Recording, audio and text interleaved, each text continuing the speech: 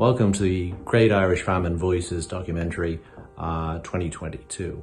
It's made possible by the National Famine Museum at Strokestown Park, the Irish Heritage Trust and St. Michael's College, Toronto, funded by the Department of Foreign Affairs. We can have no better guide to this story than Professor Mark McGowan. He spent many years looking to the records of Strokestown Park, and in particular the correspondence of Denis Mahon, the landlord at the time of Black 47, the very worst year of the Great Famine.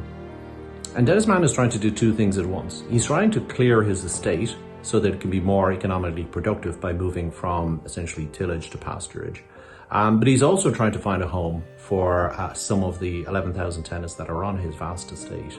And he does this in a scheme of emigration to British North America, which is Upper Canada, and what would become Canada. He's been vilified in the past because of this. Many of them did indeed die on the passage and so on, and on Grosse Ile and other reception centres in Canada.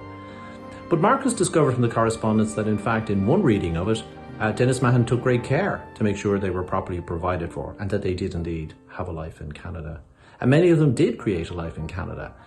It was hard in those first generations. They were canal builders. They helped build the Rideau Canal in the 1830s, the Lachine Canal, and the Welland Canal in the 1840s and 1850s, and also the Victoria Bridge, for example, of Montreal. These were major infrastructural developments that helped create modern Canada. In subsequent generations, of course, the Irish moved up the social and economic ladder. They became soldiers in the British Army in Canada. They became farmers. They became business people. Obviously, clergymen too came over. And they became politicians, most famously Thomas D'Arcy McGee, one of the founding fathers of Canadian Confederation in 1867. But what Mark manages to do is to combine historical accuracy through the records with telling the human story of some of those immigrants, their families and their fates in Canada. It's a fascinating journey and I know you'll enjoy it.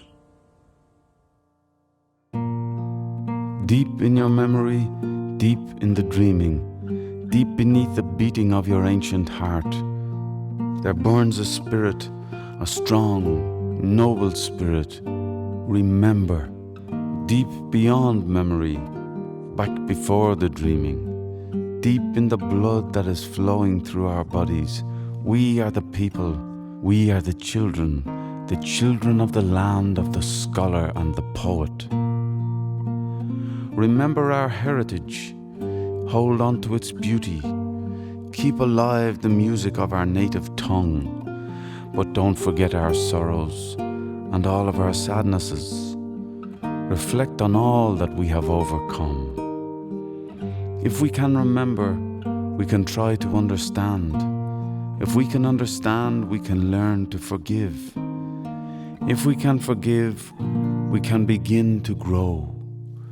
Remember, remember, remember.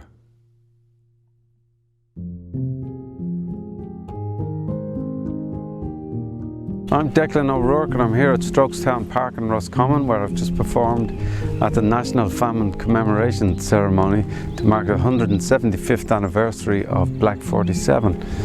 I was asked to perform a song called Go Down I do Cuimhne, which has become a sort of anthem of the National Famine Way, which is a trail that leaves here and traces the exodus of 1,490 immigrants evicted off the estate here, who walked 168 kilometres to Dublin before they were transported on ships via Liverpool to Canada.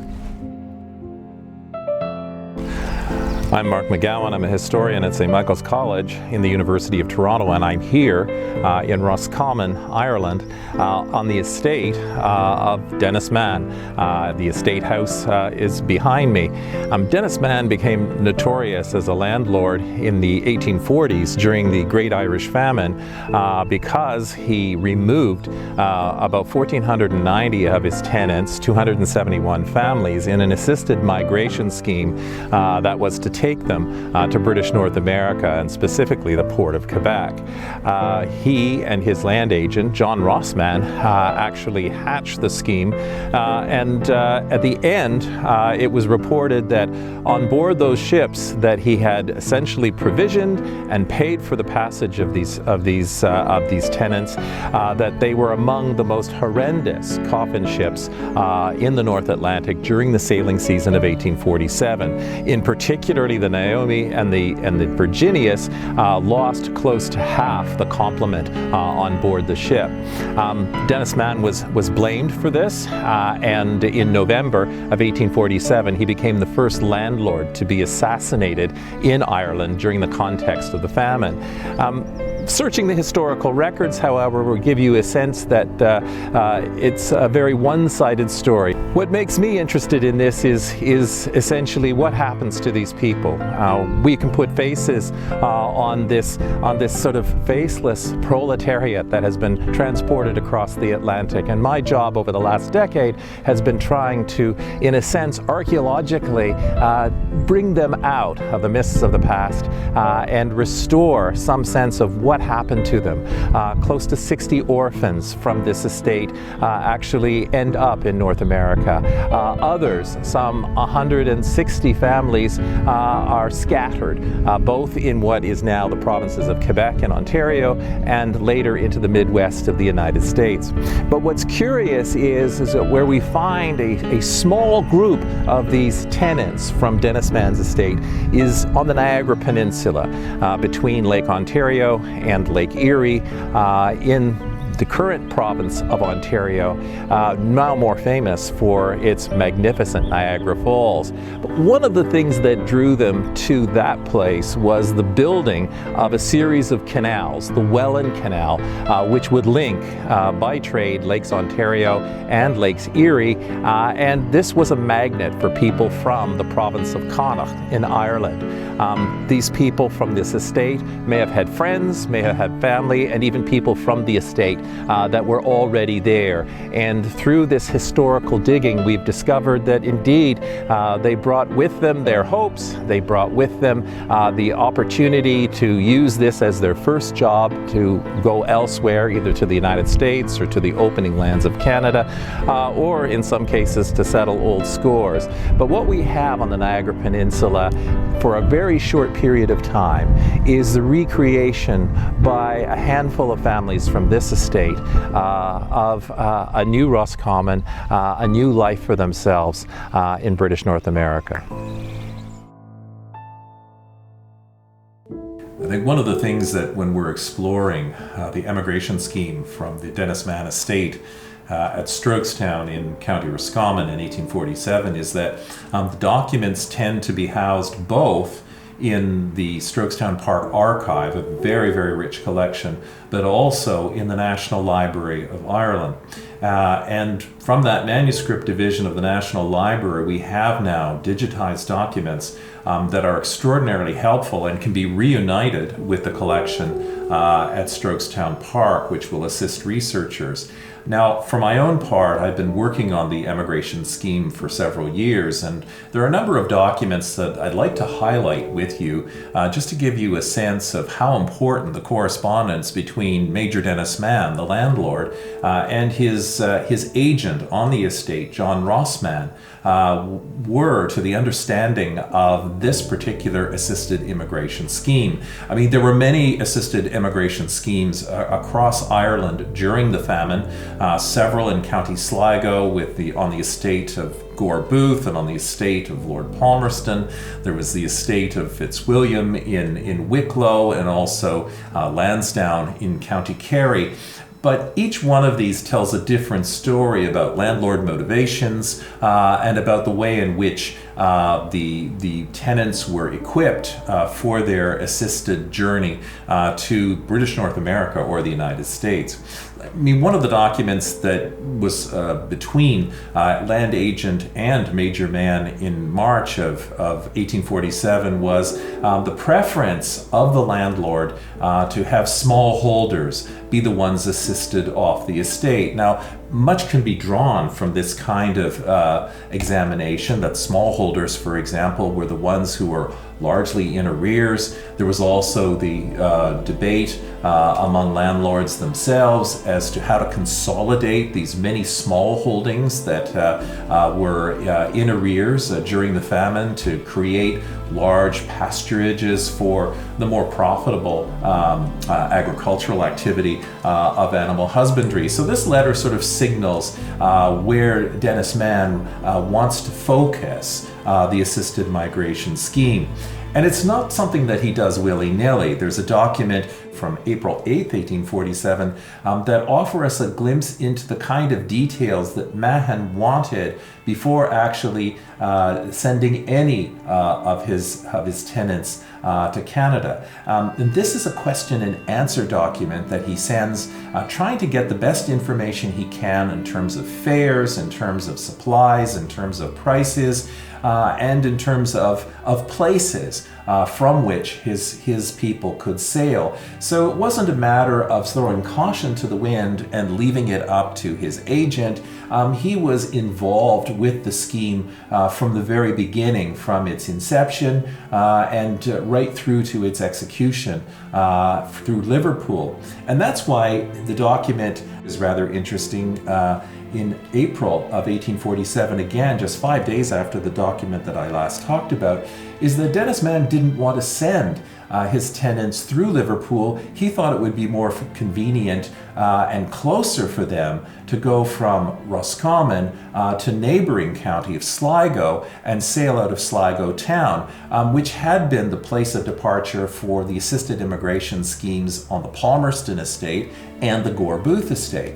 But it's interesting that there's an interplay between himself and the agent, John Ross Mahon, who has better connections with Liverpool. And we find through other documentation that the original plan that Denis Mahon had to send his tenants through Sligo, which would have been far more practical by his accounting, actually was thwarted by his land agent, who had ties to the Robinson brothers, who were shipping agents out of Liverpool. That being said, there's a document, a letter again, signed by Denis Mahon on May the 24th, that indicates he was now dealing with the Robinson brothers. And this letter is important because it itemizes the extra stores and supplies that he would provide on board ship. There were many accusations both during the famine and afterwards in both the historical literature and the popular literature that somehow landlords basically herded their tenants on board these coffin ships and sent them without proper supplies to Canada and the United States. This letter suggests otherwise, that Mahon had taken the time to itemize what supplies would be needed in addition to those already provided by the ship to sustain his tenants on their 6-week voyage across the Atlantic. So a very important document. Another document of note is actually what happens to those who remain on the estate. And in this particular case, this letter of March 7th from Denis Mahon to his land agent once again refers to the landlord's efforts to try to provide those who are on the estate and will be staying on the estate supplies of seed. Free seed for those who can't afford it to plant crops for the coming season, and seed at a modest price for those who could afford it. And it's a very important distinction because in a letter written earlier by Denis Mahon on January 3rd, 1847, he distinguishes between several types of tenants on his estate. The ones who are destitute that he really wants to help, either in situ or to become part of a plan which hasn't materialized at this point, the scheme.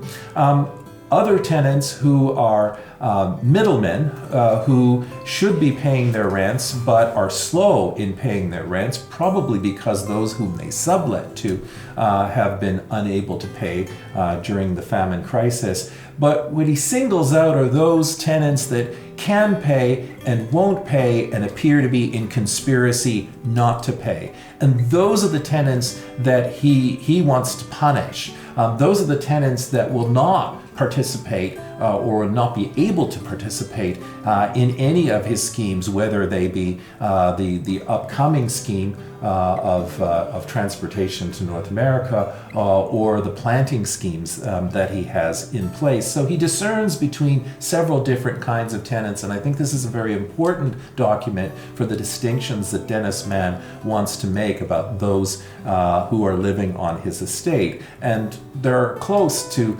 11,000 tenants on his estate in 1847. I think finally, a very important document for the purposes of the scheme itself is a letter that is signed by Denis Mahon to his agent on June the 15th, 1847. And it talks about the second batch of migrants. So all told, there were 270 families in the emigration scheme that we know of. The first batch left in late May on board the ships Erin's Queen and the notorious coffin ship, the Virginius, and the second batch left shortly thereafter in early June on the ships Naomi and John Munn. And this letter pinpoints the kind of payments that were made to the Robinson brothers through Denis Mahon's ability to raise money while in England preparing for the emigration scheme.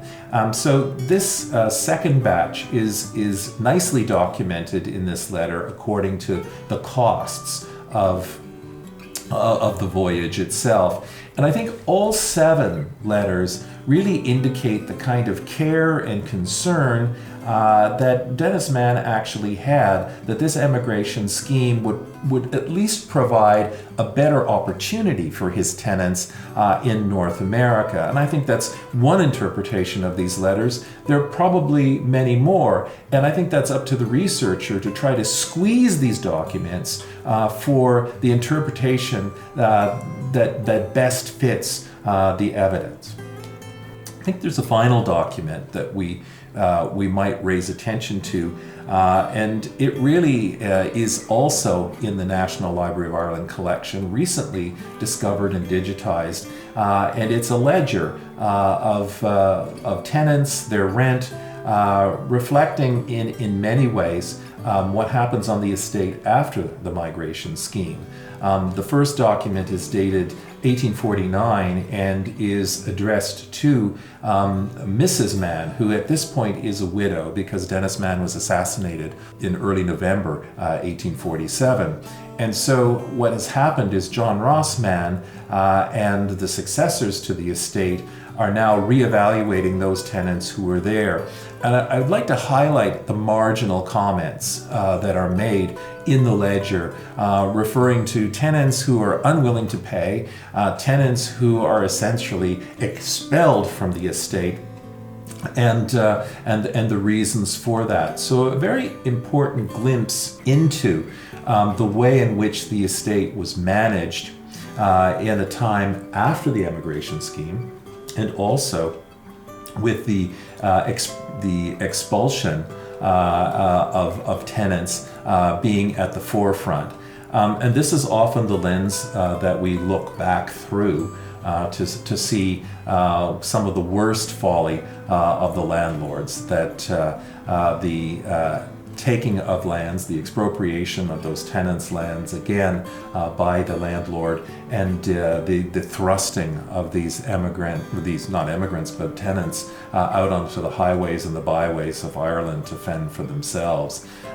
These are the tragic stories of the famine, and we read those writ large in these ledgers from post-1847 on the Mahon estate.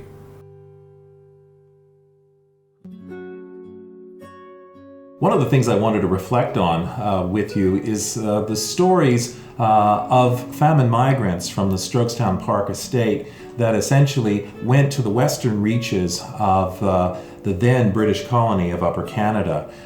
We know that the Welland Canal area on the Niagara Peninsula was a magnet for many from the Mahon estate who knew that there was work there on the canals. Many Connaught men had preceded them in working on not only the first canal, but certainly the second canal that was being built in the area.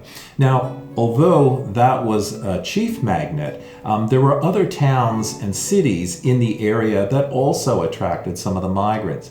One of them was the Cox family, who came from the townland of Coolia in the parish of Bumlin.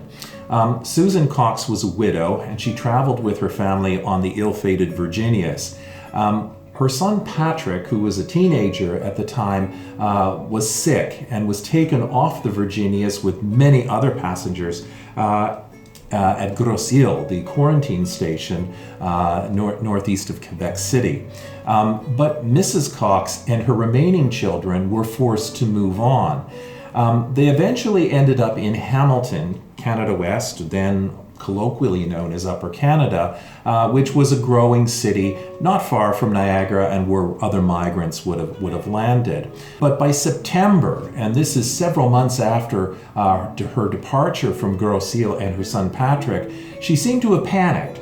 And she had a local Irishman write in the newspapers in Hamilton for any information with regards to her son Patrick, who was left at Gros-Île. And you have to understand that the distance between Hamilton and Gros-Île is about 900 kilometers.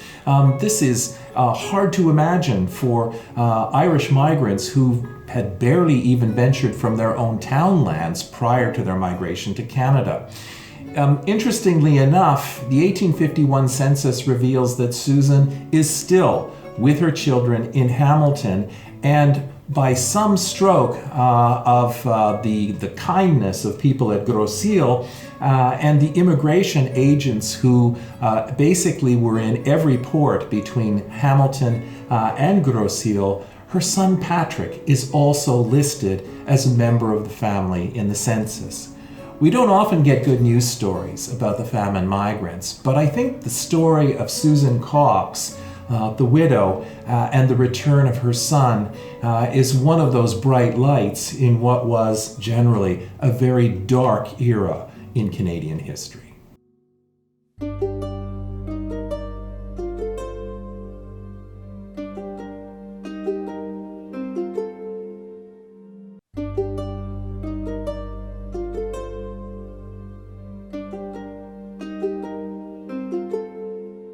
I'm here at Fort George on the Niagara Peninsula, not far from the town of Niagara-on-the-Lake, and only about a kilometer from the United States, which lies across the Niagara River, which is just to the east of me. And you're probably wondering why I'm talking about Irish migration in a British military installation like Fort George. And it's because one of the things that we often forget is some of the first of the Irish migrants to Upper Canada and to other British colonies were actually young Catholic men who served in the British military apparatus. After the American Revolutionary War, the British garrisons opened themselves up to recruits from Catholic Ireland and from the Catholics of the Highlands of Scotland, and they often ended up in places just like Fort George to fight for king and empire even though they were Irish and they were Catholic. We shouldn't be that surprised to find that in the 1840s, and particularly among members of the 1490 of Denis Mahon's assisted migration in 1847, that we find many of them ending up here on the Niagara. Why? Because they knew the Niagara from the stories told by locals who had been soldiers here. They knew that there were employment opportunities because many of their compatriots from County Roscommon and Galway and Sligo and Mayo were here, not far away, building the Welland Canal, which connects Lake Erie to Lake Ontario to circumvent Niagara Falls. It needed workers, and the Irish supplied them plentifully. Many were Connaught men who had come from Ireland before the famine, and so those who came to Canada during the famine would know friends and relatives who are already here. So in a sense, this fort represents part of a very long migration chain that precedes the famine that brought Irish people from the old country here to the new, to begin a new life. Here in beautiful Niagara-on-the-Lake, in front of the vintage courthouse that was built here in 1847. And this building is very relevant to the story of the Strokestown migrants, because it was at this courthouse in 1848 that the assizes met to try the case of Thomas Brennan, who was from the civil parish of Lissanuffi, was one, as were 3 members of his family, part of the migration of the 1490 from Denis Mahon's estate in 1847. Thomas Brennan's story is a rather sad one. His wife died at Gros-Île, and he probably lost a child at Gros-Île as well. He was temporarily employed at Gros-Île in 1847 and then made his way here to the Niagara Peninsula to join other Irish migrants, some of whom were from the Strokestown estate. One family that he lodged with were the O'Connors, Patrick and Mary, and in May of 1848 their bodies were found not far from here in the Niagara Gorge, having been murdered. Thomas Brennan was apprehended in Toronto, which was the major city at the time in this region, and he was holding incriminating evidence, the clothing that belonged to Mary O'Connor, and also a wad of money that had been saved by Patrick O'Connor to bring his other daughters to Canada from Roscommon. It's probably in this building, which would have been brand new at the time, where Thomas Brennan was tried for the murders of Patrick O'Connor and Mary O'Connor, and it was here that sentence was passed that he would be hanged by the neck until he was dead for his crimes. And so today, what remains of this story here in Niagara-on-the-Lake is this magnificent historic building which served as another Canadian link to our Strokestown story. I'm here at St. Vincent de Paul Cemetery in Niagara-on-the-Lake, Ontario. So not that far from Niagara Falls, but really the site of one of the most prominent Catholic churches in colonial Ontario, and the site also where many of the Irish migrants who came to Niagara met their final resting place. One of those migrants was from Lissanuffi, the civil parish in Strokestown. His name was Thomas Brennan. He was one of the 1,490 migrants assisted from the estate in 1847, and unfortunately he committed murder here on other former tenants of the estate, Patrick and Mary O'Connor. He was hanged by the neck and buried here in a potter's field in 1848. And this is verified through the cemetery records of St. Vincent's Parish. We don't have a marked grave for Thomas Brennan because as a convicted criminal who was executed, he likely would have been buried in the potter's field, which is likely located behind me without any grave markers at all. The interesting thing about St. Vincent's Parish is that its registers still survive, and we learn a great deal about the Irish who land in Niagara, not just the 1490, but others who had come before them and after them, attracted to Niagara because of the building that was necessary on the Welland Canal, which connects Lake Ontario with Lake Erie and circumnavigates Niagara Falls. Here at the Welland Canal, the third canal actually, which links to the second canal that many Irish Catholic workers from Roscommon worked on in the 1840s. Now, as you can see, it's a recreational space. Rowers, hikers, bikers.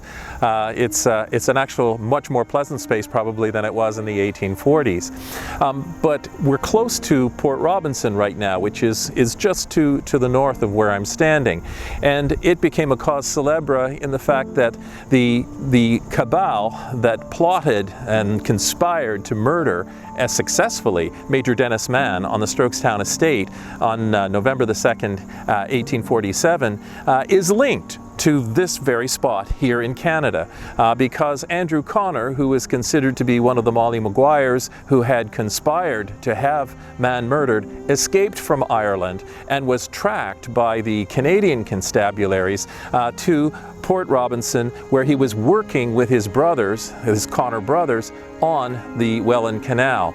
Now from here he disappears into the ether, because just beyond for a few kilometers is the Niagara River and New York State, where he would have escaped, and certainly the British authorities did not track him there. But it's curious that a murder that takes place in Ireland actually has ramifications here among the many Irish workers from that part of Ireland who were toiling and dying, for that matter, on this canal to build a strong water route that could circumvent the Niagara Falls and link Lake Ontario and Lake Erie. So Andrew Connor, he was here and then disappeared, and so really the ringleader was never found to the murder of Denis Mahon. In the 1840s, this whole region was rife with canal builders, mostly Irish, mostly Catholic, and certainly some from the Strokestown estate of Major Denis Mahon. And it was here that they found employment. It was here, actually, that they found others from the estate who had come earlier. They knew that they were coming here. They knew people who lived here who might help them find employment. And it was here where Thomas Brennan and others began to engage not only in work, but also settling scores with members from the estate that had migrated here prior to the 1490. Many stories around the canal and its work, and many stories linking these Roscommon men to fights with Cork men who had also competed for jobs. 271 families, 1,490 people who were assisted off Denis Mahon's estate in Roscommon in Ireland during the Great Irish Famine in the spring of 1847. Now, part of our task as a research team was to try to figure out what happened to these people. And interestingly enough, we find a cluster of the survivors from those 4 ships here in Welland. And we shouldn't have been surprised. One, that other people from Connaught, mostly men and their families, sought labor here on the Welland Canal, the second canal, which is located just beyond where I am now, although not in use anymore. And secondly, there were friends and family who had come to join them on the canal, and also there were soldiers from Roscommon stationed at Niagara. So this region was reasonably well known to many of the Irish migrants in 1847, so it should come as no surprise that as one of the fruits of our labor in researching the 1490 was to find a cluster of them here. Many of the families that left, particularly the townland of Lissanuffi, end up in the Niagara Peninsula and end up working, or at least associated with the works on the canal. And it really reinforces to us not only the links of chain migration that take place between British North America and this particular region and Ireland, but it also gives us a sense that these famine victims also had a certain degree of agency. They knew that they were coming to Upper Canada, and many of them knew that if they were going to get work and be in familiar surroundings with people they knew, they would be here. And so this becomes, I think, a very important part of an Irish story and also a Canadian story, sitting here today on the beautiful banks of the third Welland Canal.